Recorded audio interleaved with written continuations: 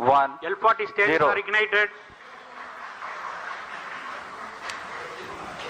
Perfectly topped. GSLV F-14 Plus 10 INSAT seconds. 3DS progressing towards its destination. मज़ेदार खबर भारत की जानिब से आई है। अगर देखा जाए इंडियन स्पेस रिसर्च ऑर्गेनाइजेशन ने एक ऐसा कारनामा कर दिखाया है जिससे भारत दुनिया का दूसरा बड़ा मुल्क बन गया है। इसरो के मुताबिक GSLV रॉकेट का ये 16वां मिशन है और स्वदेशी क्रायोजेनिक इंजन का इस्तेमाल करते हुए 10वीं फ्लाइट है।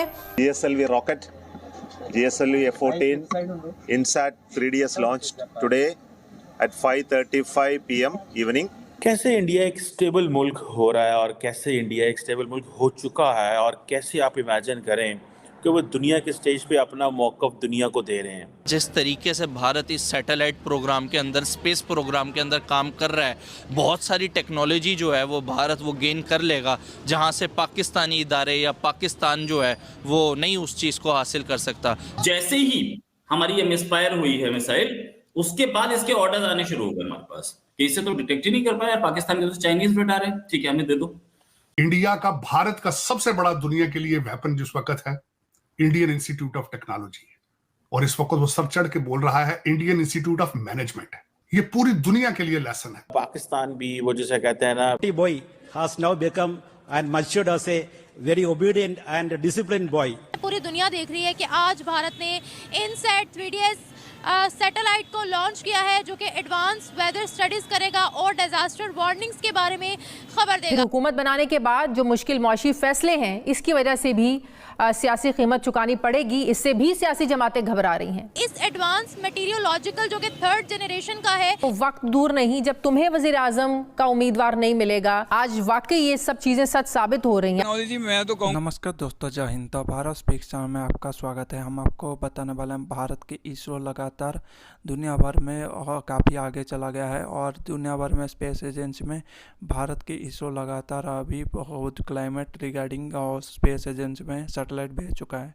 अभी इसरो श्रीहरिकोटा से और एक बार सैटेलाइट भेजे हैं जो कि अब नेचर और क्लाइमेट को लेके हुए अब जानकारी देगा और भारत को इसमें बहुत ज़्यादा फ़ायदा होने वाला है। और इसरो इस जो सैटेलाइट भेजा है ये अब सैटेलाइट जांच करेगा कि भारत में जो पहले से विपदा आता है उसको जांच करेगा और भारत को रिपोर्ट भेजेगा। और इसको पाकिस्तान मीडिया बात करा है कि भारत का सैटेलाइट और स्पेस एनर्जी हमेशा दुनिया भर में नासा के तुलना में आगे चले गए हैं। और पाकिस्तान का स्पार्को जो कि भारत से पहले सैटेलाइट जो स्पेस एजेंसी बना था, अभी ये बहुत पीछे चला गया है, जो कि एक साइकिल नहीं बना सकता है। इसके ऊपर आपका क्या राय है कमेंट सेक्शन में जरूर बताएं और इस वीडियो को जरूर वॉच करें। हिसाब से हम तो सिर्फ ये है कि सियासी लिहाज से भी हम पीछे हैं, मुआशी लिहाज से भी पीछे हैं और टेक्नोलॉजी के से बहुत ही पीछे हैं। मेरा बेटा खुद IT में पढ़ा हुआ है, लेकिन जो उनके पास जो फैसिलिटीज़ होनी चाहिए, जो सहूलतें होनी चाहिए, जो सेंटर होने चाहिए जहाँ पे रिसर्च हो, जहाँ पे काम हो, वो हमारे मुल्क में बिल्कुल कुछ नहीं है। और हमारे लिहाज से तो अफ़गानिस्तान हम और ये बांग्लादेश हमसे बहुत आ गया इस टेक्नोलॉजी में। तो इंडिया तो बेहिसाब आ गया है। उनकी करोड़ों अरबों डॉलरों में जो एक्सपोर्ट होती है ना, वो IT में होती है, जो हमें उसमें ज़ीरो है। हम उसमें कुछ भी नहीं कमाते। हम उसमें सिर्फ समझो कि ऊँट के मुंह में ज़ीरे के मुताबिक हम उसमें कमाते हैं। हमें तो बहुत कुछ अबे करने की ज़रूरत है, हमें बहुत सीखने की ज़रूरत है। उसके लिए हमारे लिए अवेयरनेस नहीं है। हमारी यूनिवर्सिटीज़, हमारे सेंटर इतने अच्छे होने चाहिए ताकि हमारे बच्चे मेडिकल में छोड़ के IT में आना शुरू हो जाएँ, ताकि दोनों का बैलेंस भी हो जाए। मेडिकल स्टूडेंट में भी कॉलेजों में, यूनिवर्सिटी में एडजस्टमेंट हो जाए और IT वाले भी हो जाएँ। सर मैं यहाँ ये पूछना चाह रही हूँ कि उन्होंने स्पेस साइंसेस में इतनी तरक्की कैसे कर ली? आए दिन पता लगता है उन्होंने कोई रॉकेट लॉन्च कर दिया, वो चांद पर पहुँच गए, वो सूरज पर जाने की तैयारी में है, वो वेदर के जो है वो सैटेलाइट लॉन्च कर रहे हैं। उनके बारे में आप क्या कहेंगे? देखें जी, जब तक हम अपने हीरोज़ को हम एबलाइज नहीं करेंगे, जैसे हमारे डॉक्टर AQ कहाँ थे और अब हमारे डॉक्टर समर मुबारक साहब हैं, वो उस दिन उनका मैं ये पढ़ रहा था कि वो कह रहे थे कि हमें जो टेक्नोलॉजी है ना, हमें इधर तक ठीक है, हमें ज़्यादा नहीं ज़रूरत नहीं है। तो कौन सी टेक्नोलॉजी है ये जो ये जो IT में है, ये जो बिजली बनाने के लिए है, बिजली बनाने की जो चाहिए ना हमें ज़रूरत, वो हमें बस इस रेंज से हमें आगे ज़रूरत नहीं, हम बस ठीक हैं। तो वो हमारे जो AQ खाए थे उसके साथ हमने क्या किया, हमारे हीरो थे, हमारे वो हम एंड क्या किया उसके बाद भाई यही है कि जब तक हम यहाँ पर रिसर्च नहीं करेंगे, रिसर्च सेंटर के हम नहीं करेंगे, हम अपने जो बच्चों को साजा को आगे लेके नहीं आएंगे तो हम कैसे। भारत ने कोई जादू किया है कि चांद तक पहुँच गए? भारत में ईमानदारी है जो हमारे मुल्क में बिल्कुल नहीं है।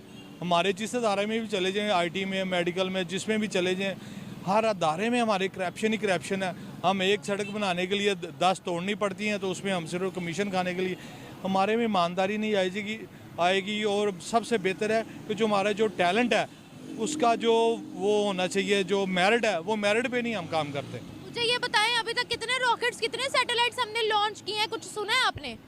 कोई भी सैटेलाइट नहीं किया। हम तो वो भारत की ट्रेनें देख के हम हैरान होते हैं कि इतनी ज़बरदस्त ट्रेनें बनाने। सैटेलाइट तो बहुत दूर है, सैटेलाइट तो हमारी रेंज से बहुत दूर है। हम तो उनके मुताबिक हम ट्रेनें नहीं बना सकते जो उन्होंने इतनी ज़बरदस्त ट्रेनें बनाई हुई हैं।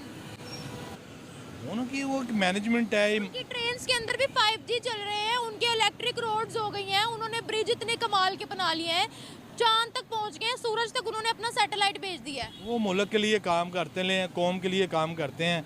हम तो अपने वो जो ज़ाती जो है वो प्रॉपर्टी के लिए, जायदाद के लिए, कमीशन के लिए हम चंद दिनों के लिए काम करते हैं। हमारे देख लें, हमारे जितने भी बड़े बड़े ब्यूरोक्रेट्स हैं जब रिटायर होते हैं मुल्क से बाहर चले जाते हैं। किसी एक नामवर साइंटिस्ट का नाम बता दें अभी जो आपको पता हो, जो काम कर रहा हो बहुत अच्छा। साइंटिस्ट तो हमारे पास, मुझे उसके बारे में इतना नहीं इल्म है ही नहीं। हाँ, इन्हें तो कहाँ से बताएंगे, तो इसलिए कह रहे हैं। स्पेस एजेंसी का नाम पता है? स्पेस एजेंसी का नाम नहीं।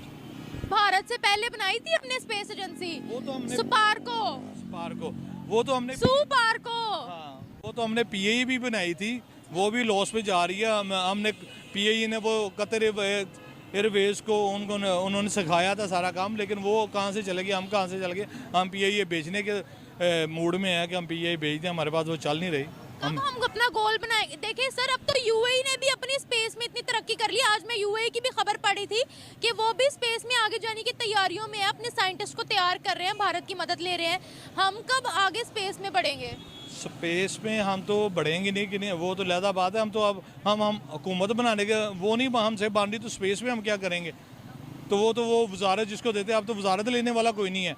तो स्पेस में तो बहुत बड़ी, इस पर रिसर्च होनी चाहिए, इस पर अदारे होने। हालात ख़राब हो गए, अमेरिकन पीछे हट गए, ड्रोन्स डील नहीं हो रही, ये नहीं हो रही। और सेक्रेटरी वो एंटनी ब्लिंकन को सुने तो वो जनाब वो कहता है जी कि हमारी इंडिया के साथ बड़ी एक्स्ट्रॉर्डिनरी पार्टनरशिप है और इंडिया हमारे साथ, India has grown stronger and stronger in recent years.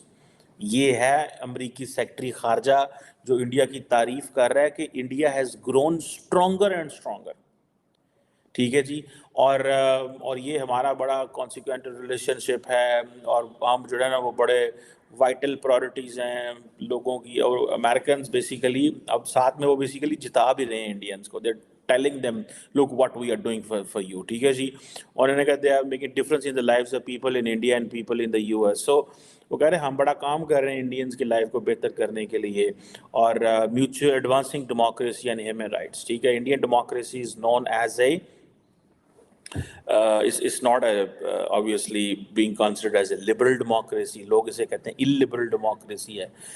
कोई इसे कहता है जनाब कि ये एक flawed democracy है। लेकिन Indians are good in a sense. वो कहते हैं जी हम अपना काम कर रहे हैं, यही हमारा कल्चर है, हम अपने वैल्यूज़, कल्चर, रिलीजन को साथ लेके, that is why India is being called as a Bharat now. So वो कहते हैं ये हम अपनी मर्ज़ी से कर रहे हैं, हमें ना छेड़ें हमने क्या करना है और क्या नहीं करना। सो इस तरह की सिचुएशन में जब दुनिया इंडियन डेमोक्रेसी के ऊपर क्वेश्चन मार्क लगाएगी तो जब पाकिस्तान की बात होगी तो मतलब Pakistan is nowhere in this entire story. Pakistan इस सारी स्टोरी में कहीं नहीं है। ठीक है। प्राइमरली ये जो म्यूनिक सिक्योरिटी कॉन्फ्रेंस जहाँ पर डॉक्टर जयशंकर की मुलाकातें हो रही हैं दुनिया की तमाम लीडरशिप के साथ, ये बेसिकली एक ट्रांस अटलांटिक पार्टनरशिप की बात करता है। लेकिन India is a major player now और बांग्लादेश को वो इसलिए शायद इसमें मेरा ख्याल इस फोरम में तमाम लोग जा सकते हैं। सुनने में आया था कि तकरीबन 450 के करीब high profile senior decision makers वहाँ पे आ रहे हैं, सीनियर डिसीजन मेकर्स। और एक informed and sustained public debate चाहिए, जैसे कहते हैं ना मार्केट प्लेस फॉर आइडियाज़।